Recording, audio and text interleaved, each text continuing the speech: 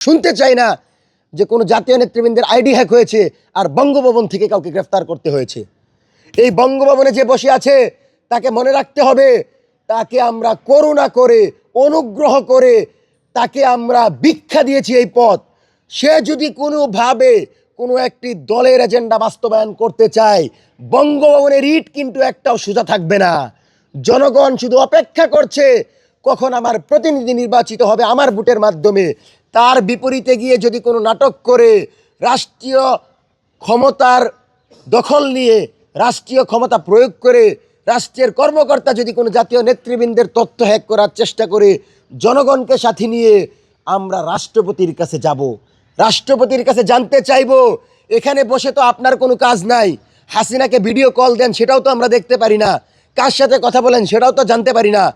যেহেতু রাষ্ট্রপতির দায়িত্বে আছেন, সম্মানের জায়গা মাননীয় রাষ্ট্রপতি, নির্বাচনে আপনি কোনো প্রভাব দেখাবেন না।